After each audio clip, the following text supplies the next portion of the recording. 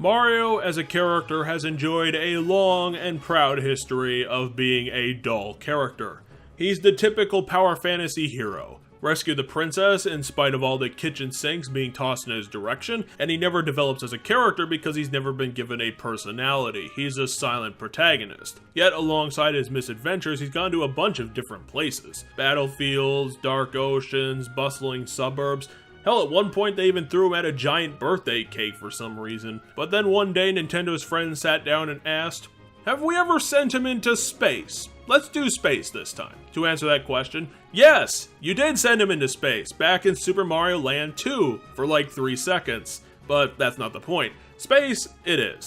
When a series has been long-standing enough to do space, it's usually a sign that the creators are running out of ideas. And from the existence of the new Super Mario Bros. Series, that's probably true. But whatever, the Nintendo roulette landed on space this time, so here's Mario to space it the fuck up. So tell us, great minds at our favorite first party, how did that happen? Well, the story begins as it means to go on, with Mario getting invited to another of the Mushroom Kingdom's odd laundry list of boring festivals. This time they're celebrating space, because of course they are, and it just happens to be the century anniversary of a comet's passing. Just to talk about this intro, remember how in Paper Mario, when riffing on the Mario series wasn't a thing yet, and Bowser somehow transports the Mushroom Castle into space? Wasn't it great how unexpected that was? But here in Galaxy, since the word Galaxy is right on the front of the damn box, and the festival is celebrating space, what else could have possibly happened besides Bowser rocking up to town with some airships and stealing the entire castle from the planet because he allied himself with some aliens? Presumably the Shroobs from Partners in Time somehow left their calling card with him, so this happens. I'm not really sure why, and unlike in Paper Mario where the left field premise worked because it had character and weight to it, here in Galaxy the game isn't interesting enough to distract from his flaws. There is a way to make Bowser kidnapping Princess plot interesting. Nintendo just isn't doing that today, there's no effort in it. It's just capturing Princess. Again. So, with Mario stranded in space due to Bowser not having the time to cut off loose threads, it's up to the Lumas and Princess Rosalina to save his dopey ass. He lands in the middle of a quote-unquote battlefield where he has to learn the power of the stars to survive in space, and kick all the villains into walls. We pass some bullshit test with some star bunnies, which allows us to meet the esteemed Rosalina, who gifts Mario with the Luma's power. What's a bit dumb about this is that the power is provided via a character that's never mentioned beyond their introduction. And I'm not calling for a full-on buddy cop Ratchet and Clank movie script here, but a Navi-style dialogue between co-op partners wouldn't go amiss in this situation. If you are just going to give us an NPC character with magic powers, I'm just saying, you can add a little to that to make it fun.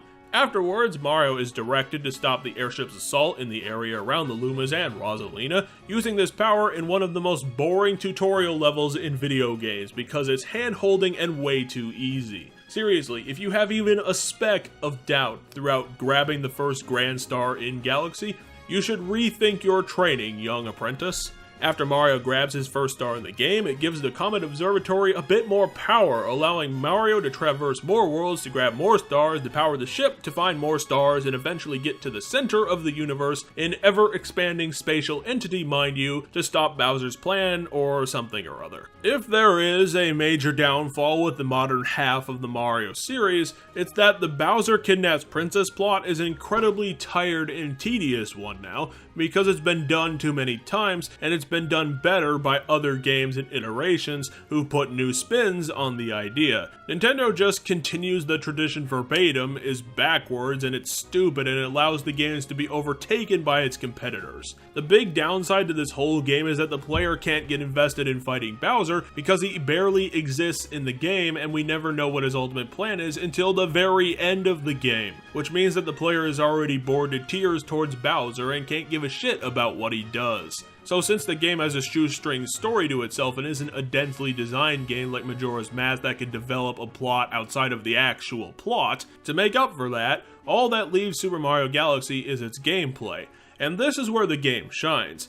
Critics of the Mario series call this the last of Mario's innovations, the last of its new ideas, and it certainly shows throughout the game that people can think that. It's not an easy thing to make a game set in space, as the makers of Infinite Warfare found out, since you have to actually redesign the entire system of character movement and physics to make use of the space setting. Super Mario Galaxy does this beautifully with its orbital physics. The game is set, for the most part, on tiny meteors and moons that bend gravity around itself to build a system that involves the player in its setting. It works because the feeling of Mario's movements and controls are still fluid, and the entirely new physics engine doesn't fuck up all the time, which made Super Mario Sunshine such an ass to play normally. Plus, the reintroduction of Mario's Super Mario 64 moveset means that the player can still easily traverse all the obstacles without the whole orbiting thing getting in the way of that. These physics set up clear rules that Super Mario Galaxy follows throughout a wide variety of places to explore,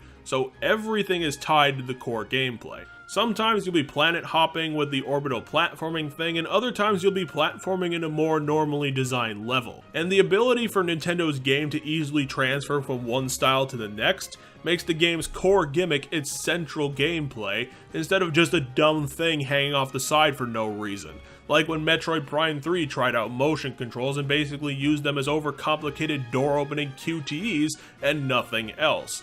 While it's good to see Nintendo getting some actual use out of the Wiimote's motion control thing, it's still annoying that the double jump move is tied to having the player shake the controller all the time. It's just switching out a button press for a more dramatic gesture that didn't need to be in the game, especially since this is one game that uses the Wiimote's nunchuck attachment, and those things desynchronize like a damn Skype meeting. So having these wild movements certainly doesn't help. In spite of that, Super Mario Galaxy still feels beautifully to control and play, and it's smooth as silk, meaning that Nintendo is given a lot of leeway to fiddle around with it. The game has gimmick levels up the wazoo, introducing a bunch of varied activities to make star collecting an interesting venture. The thing is that Nintendo decided to scrap the dense levels of Super Mario 64 and replaced it with adding in more levels with less content. It doesn't work better or worse than Super Mario 64, and whether or not it was a good idea will mostly depend on your personal opinion. But at least the shallowness of the level design is added to just by the variety.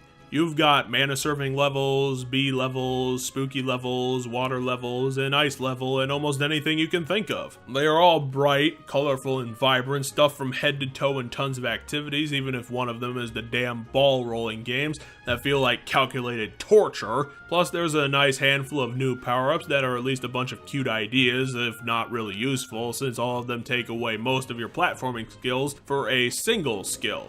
Isn't that right, Spring Mario? And since all the gameplay is tied to core space physics and Super Mario 64 platforming, everything works like a charm and it's incredibly fun to play. It's just a shame that this game isn't all that challenging. A major deal breaker with Super Mario Galaxy is that it's a game designed with 7-year-olds in mind, and it crushes the difficulty curve into the floor. So throughout 80% of the game, there's very little satisfaction you can get from actually playing it. It's like a direction following quest. Go do A, run to B, beat up C, and you get a trophy. The boss fights in this game are major jokes, even with Super Mario 64's in mind, and only a couple deserving a mere mention like Bouldergeist.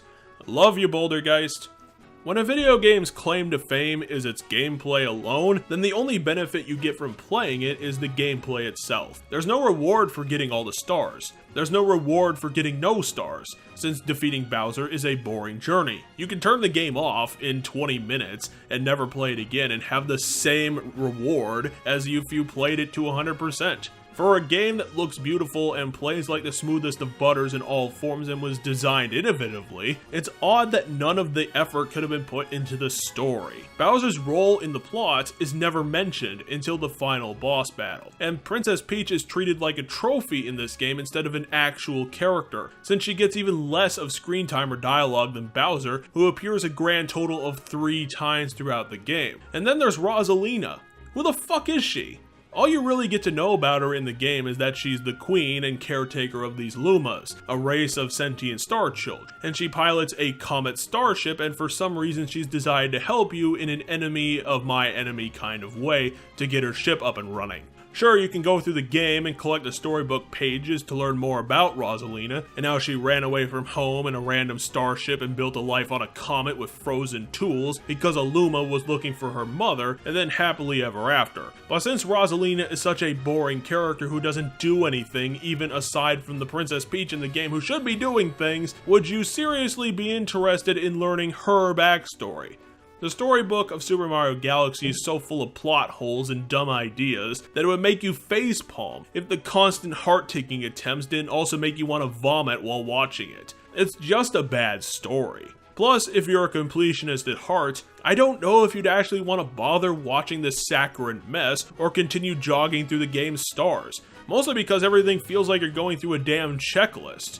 The game doesn't have any challenge, and I'd feel that the point of being a completionist is to feel the joy of beating up all the challenges a game can throw at you, and do everything, which is all the more satisfying when you're winning trophies, and not participation awards. What I'm trying to say is that while Super Mario Galaxy is well designed, filled with new ideas, rose in its cheeks, and everything else you could want in gameplay, it also is an incredibly dull game with no challenges to be found. At least in Super Mario 64, the game didn't hand you every objective and you actually had to put some effort in to figure out its puzzles. Here, it's all just go here, and then win no matter what. And after a weekend of playing through Ratchet & Clank All for One, I also finally figured out my main problem with some of Nintendo's games and the modern Mario stuff: total lack of personality. At the basic level, that Ratchet & Clank game and the Mario series are quite similar. Quirky platformers with intuitive jumping and great worlds. They share the same genre, so they'd obviously be pretty similar.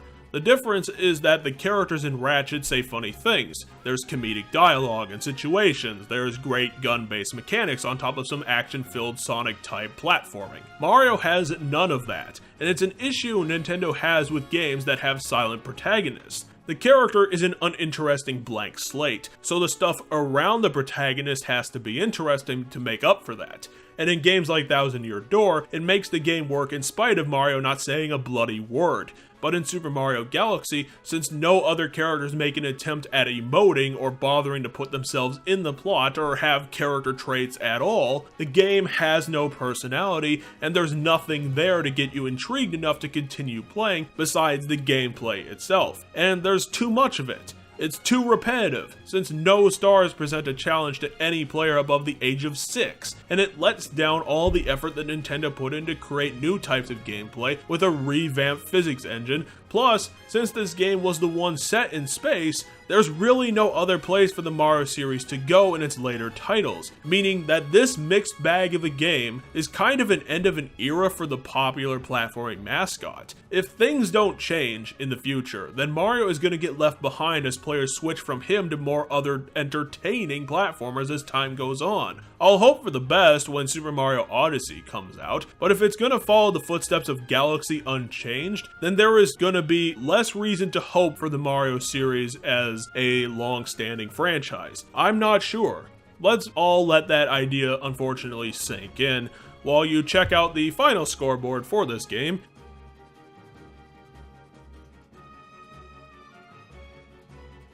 And chew on a well-deserved victory for gamers. Thank you for joining me once again.